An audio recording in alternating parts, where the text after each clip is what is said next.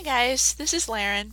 Um, I did say that I would be going off onto random topics, and not everything is Doctor Who inspired. As you can tell by the shelf behind me, that my interests are very, very, very varied.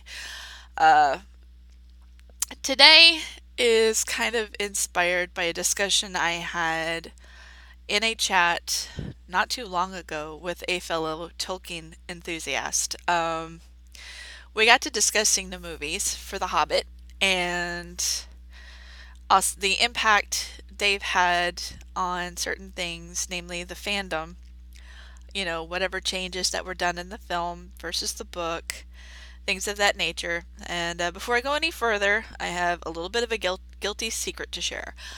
I enjoy fan fiction. So I'm probably one of millions out there who do. So this is going to dabble a little bit into that today too.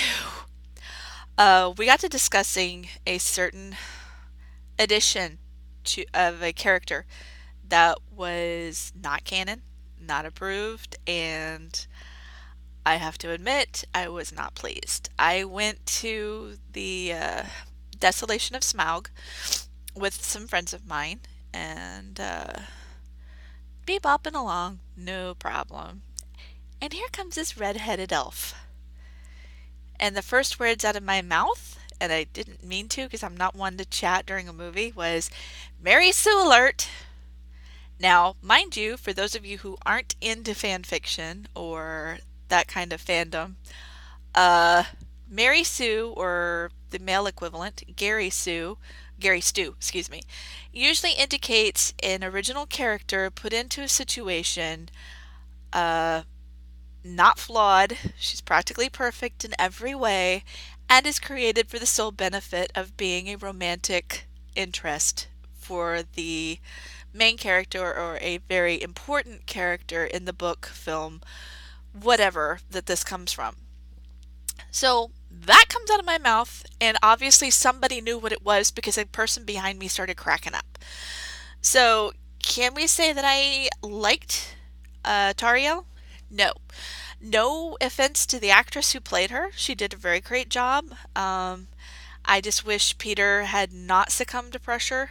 Rumor has it that the studio was after him, stating that they needed more estrogen in the film. And yeah, it was not a wise choice, to be perfectly honest. And so we got to talking about it. And fan fiction came up. It's talking about what they call it, Kiliel. They get these weird names for pairings, and it shows up a lot on TV shows and things like that. Like if you watch Supernatural, you've got, unfortunately, Wincest, stuff like that. Anyway, so we got to talking about it. She wanted to know why I felt that so keenly about this, and when I gave her my response, the first response she had was, "You have way overthought this." Secondly, she's like, "Unfortunately, you're right." So, my thoughts on this are: would the romance between Kili and Tauriel have ever worked out? My answer: in this particular universe, if we were to look at it as the only change in this universe to make it an AU, alternate universe, is the survival of the Sons of Durin, it would be a flat out resounding no. Here's the reasons why. First off, he may be third in line for the throne, but Kili is still a prince. Um, as such, he and his brother Fili would have been pressured to find a female dwarf and make little dwarflings to carry on the royal family's name, namely so that Dane and his son wouldn't have inherited after them. Um, had there been motivation to allow an interspecies marriage between these particular two, Keeley probably would have been married off to a high ranking noble or something like that. Uh, the sons of Elrond or something, or even Legolas. And that's, provided that we're looking at this through a more open view instead of male female coupling only. Um, Taria would not have been allowed. One, she It's not so much of the elvish race that she's a part of. The fact is, she's from the Greenwood, aka Mirkwood. No one, I mean, it would have been a fight for Legolas to marry a royal, much less a no-name captain with no noble blood to her veins at all. Um, Dis, Kili and Fili's mother, would have agreed to send Kili either back to Ered Luin or on to the Iron Hills, simply to form an arranged marriage of some sort, just to break that type of romantic potential between him and Tauriel. Simply because of her lineage and his, it would never have happened. The fact that she's a captain who, one, helped arrest them, two, I mean, she's one of Thranduil's trusted. There's no way. There's just absolutely no way it would have been allowed. Thorin would have, yeah, he'd have pitched a fit, and it would have been bigger than what we had seen when, we found that Bilbo had given away the Arkenstone. It wouldn't have been pretty. Even if he had been in full possession of his senses, it just wouldn't have worked. Um, on top of that, we have the lifespan discrepancies. It wouldn't, even if she had royal or noble blood, it probably would have been her guardian or whatever would have tried very hard to dissuade them. If you guys remember Elrond and Arwen, he didn't want her with Aragorn despite the fact that he would live a long time. The line of Durin is known to have lived up to 300 years. Dwalin, Thorin's cousin, was 300 when he passed. So it would have been a long life together, but it wouldn't have been enough. Children, even though both races are known to be having difficulty in conceiving, a a child of mixed race would never have been accepted, at least ways as a royal or noble. Um, they might have been given a title of some sort, but pretty much blocked away from the throne. And then it's just the only way it would have worked is if the AU was massive, and we're talking about Tauriel being, like a lady of the court or something like that. It would never have flown. And it's sad because I've seen some really well written Kiliel out there, but outside, like I said, outside of a major AU, it's not going to work. Uh, she's a warrior, and granted, he's an archer and he's been trained to fight, but she's got no training in uh, in courtly manners. She's, if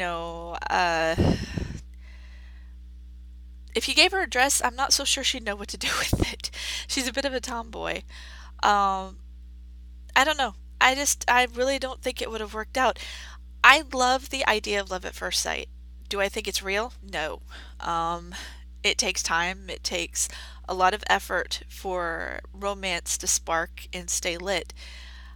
I don't think in the books they were there for a while, but I don't think it would have been enough time for Keeley to fall so headstrongly in love with her to the point where, he ignores practically everything else. It's just, it never made sense to me. It really didn't. I mean, if you're going to do a dwarf elf pairing, Eladan, Elrohir, one of the others of the elvish kingdoms would have been a better choice. Um, the other thing about this too that people tend to forget is that we're gonna have to go back in history a bit.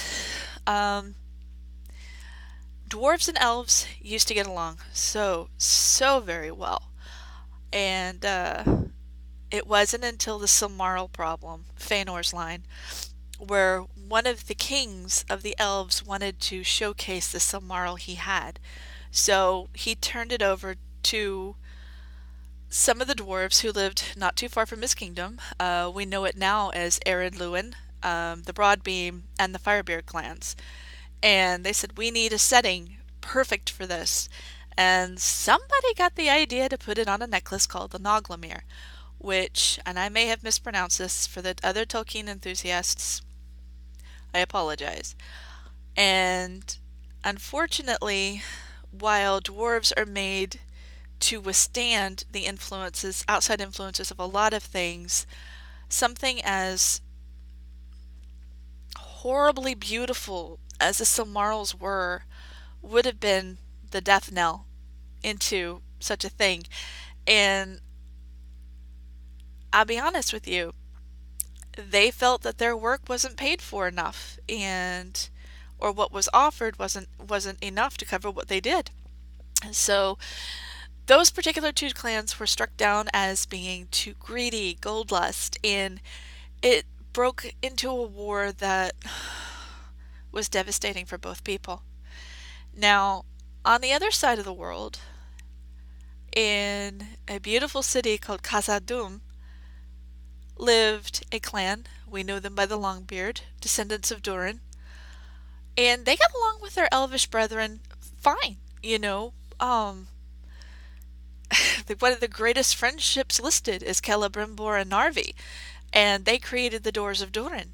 Celebrimbor was close enough where he offered Durin a ring, not realizing what it was he had, but of course it was just a gesture of friendship. And it wasn't until much later that the elves started viewing them as the same as the Broadbeams and the Firebeards. You're greedy, you're horrible, you should never been allowed, your creation should never been allowed. And but the Longbeard line held on. When they lost Khazad-dûm because of everything that was going on, and their elvish friends couldn't support them for it, and they went to Erebor. And then fast forward a few generations, we still have a friendship going on. But all of a sudden, the last nail is into the coffin. Why? Because Thranduil shows up with a full army and refuses any form of aid to the fleeing dwarves of Erebor. Now, I could go on about my theories about why Thranduil was there. Short and sweet, I think he was suffering from gold madness, same as Thror, pardon me, although some people thought Thrain did too. And I think the reason why he got there as early as he did, because if you look at the geography, there's no way he could have summoned his army, gotten them outfitted on foot from his palace to near Erebor's gates that quickly. I mean, it takes a few days on foot to get from his palace to Erebor normally. So how did he get there so quickly? And then he just turns around? No aid for those who've been hurt? No food, no shelter? Why? You mind telling me why? Gold madness. And I think that abandonment was the last straw for the one holdout of the dwarvish clans. So, yeah. The only time it had been right for another epic friendship had been Gimli and Legolas, and that was 50 years, 60 years later, if not more. Wait, no, it was more than that, because Frodo had just come of age when Bilbo celebrated his 111th birthday, and then Frodo was close to 50 when the ring went to Rivendell. So, yeah, it was a lot longer than that. And even then, it took Gandalf practically smacking both of them upside the head, saying, you two need to get along. You need to support each other and Frodo, instead of just sniping at each other the entire time.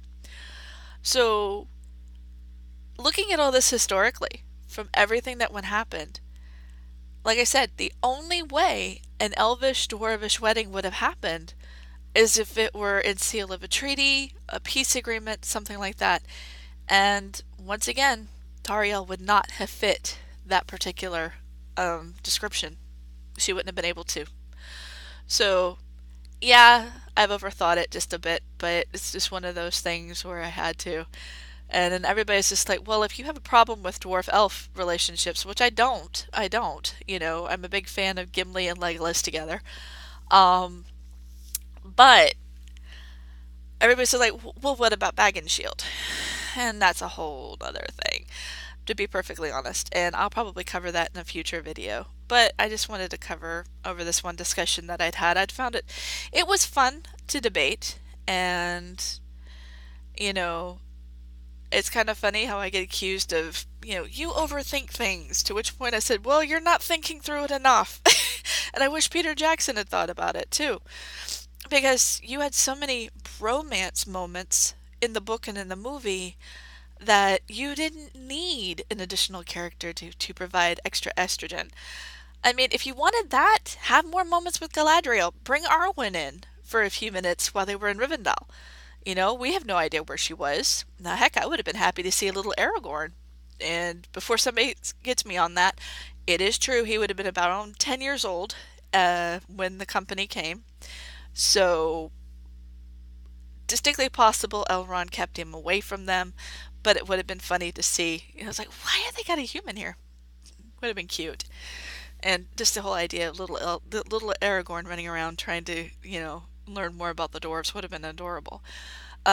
Speaking of Aragorn, rumor has it that Amazon series that's going to be coming up is going to be about his adventures. So I'm hopeful that we are going to get to see Elrond's twins, Elladan and Elrohir, and possibly one of my favorite dwarves, not dwarves, sorry.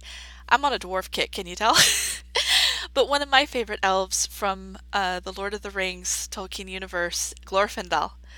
So here's hoping we get to see him. I was really disappointed in the Fellowship of the Ring when they chose to have Arwen go get Frodo instead of Glorfindel, because I was looking forward to that. That was like, that is the Balrog Slayer. Dude, you don't cut out the Balrog Slayer. But anyway, another rant for later. But anyway, if you guys hear anything more about this, I'm curious as to see what you think about what Amazon's doing. Any rumors, throw it my way. And any thoughts to the Kili Tauriel situation, even if it's just she's right, you're overthinking it. Anyway, you guys have fun. I'm probably going to go read or something. And I'll catch you guys at a different time. Take care.